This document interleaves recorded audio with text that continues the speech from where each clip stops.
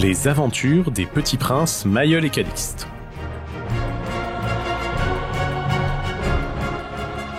Les pirates.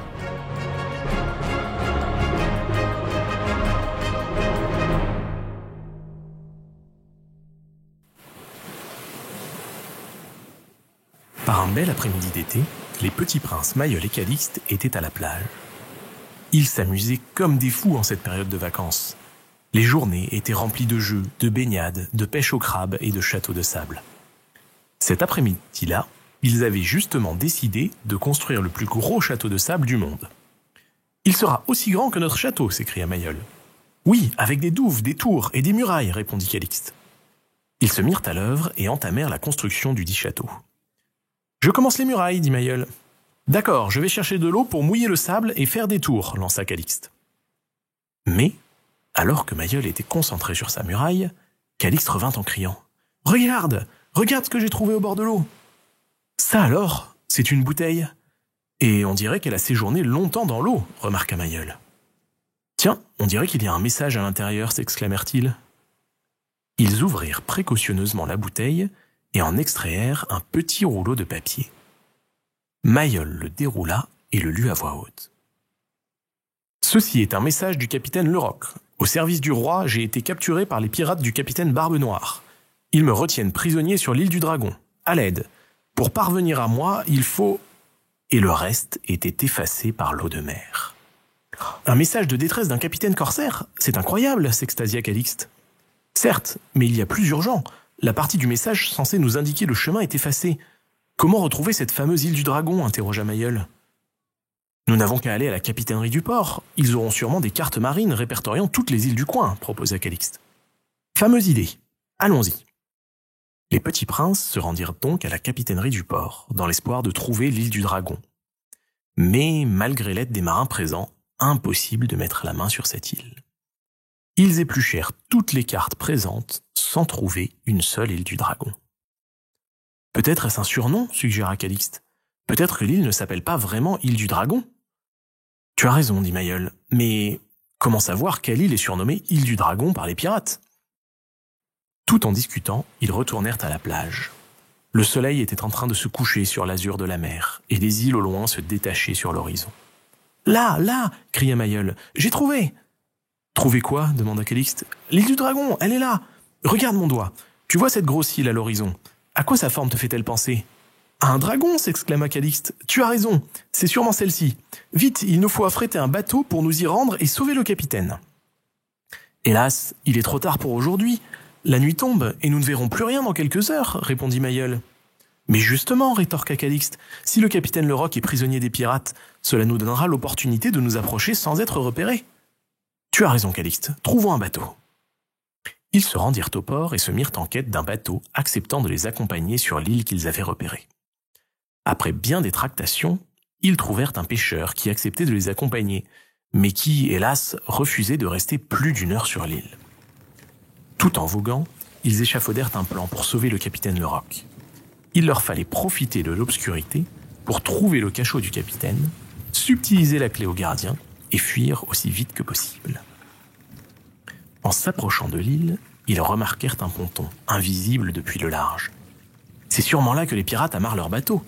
Contournons l'île pour arriver sans être repérés. Sitôt amarrés dans une petite crique, les petits princes descendirent du bateau et se mirent en quête du repère des pirates. « Je n'aime pas cette île, elle est lugubre, » dit Calixte. « C'est vrai, mais pense au capitaine Leroc. Nous ne pouvons pas l'abandonner aux mains de ces odieux pirates, » l'encouragea Mayol. « Tu as raison, continuons. Il me semble entendre des bruits par ici. » Ils se dirigèrent à pas de loup en direction du bruit que Calixte avait perçu. Quelle ne fut pas leur surprise de découvrir, tapi dans une anfractuosité de rochers, le repère secret de l'infâme Barbe Noire. Il y avait là des hordes de pirates qui mangeaient, buvaient et ronflaient. « Regarde, dit Mayol, cette petite cabane au fond. Je pense qu'il s'agit du cachot. Dirigeons-nous par là. » En se collant à la paroi, ils se faufilèrent au fond de la grotte à l'insu des pirates. Mais, arrivés devant la petite prison, ils se retrouvèrent face à une porte bardée de fer et fermée par une solide serrure. « Impossible d'ouvrir cela avec nos épées, » affirma Calixte.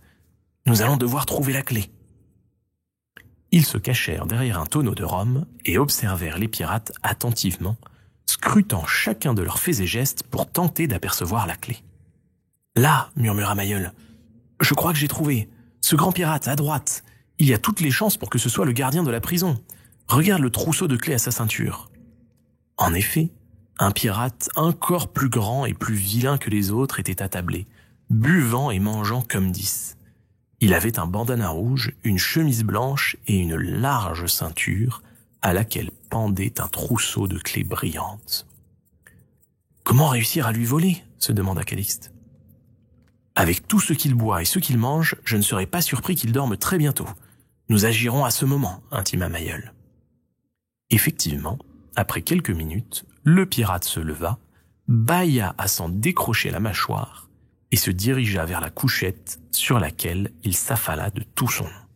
« C'est le moment, allons-y, dit Mayol. »« Attends, répondit Calixte.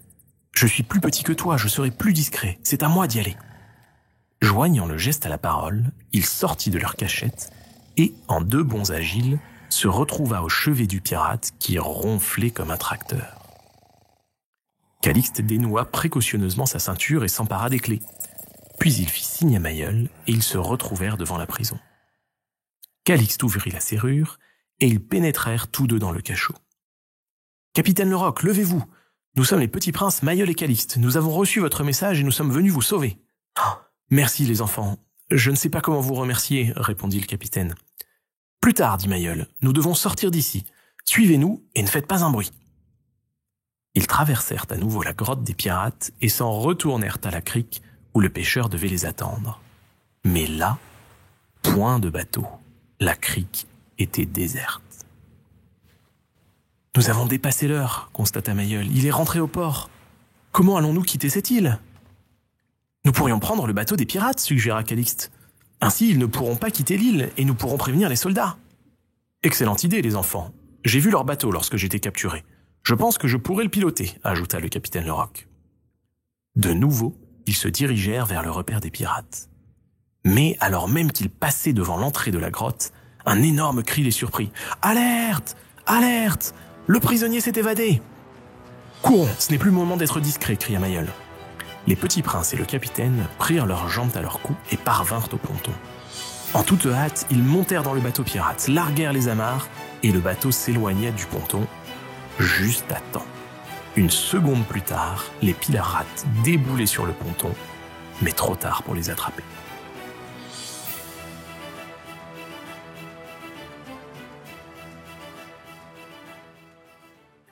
De retour sur la côte, ils se précipitèrent au palais et racontèrent leur histoire au roi Papa.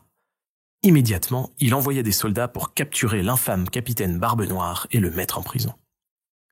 Le lendemain, au palais, une cérémonie fut organisée en l'honneur des petits princes. Le roi Papa prit la parole. « Les enfants, je vous félicite. Votre mère et moi sommes très fiers de vous. Vous avez fait preuve de beaucoup de courage dans cette aventure. Grâce à vous, le capitaine Leroc est sauvé, et les pirates ne troubleront plus nos côtes avant longtemps. Tout le royaume vous doit une fière chandelle. Vive les petits princes Mayol et Calixte !» La fête dura bien longtemps. Et, depuis ce jour, à chaque vacances au bord de la mer, les petits princes repensent à ce moment où, à eux deux, ils ont découvert le repère qui échappait depuis si longtemps à tous les soldats du royaume.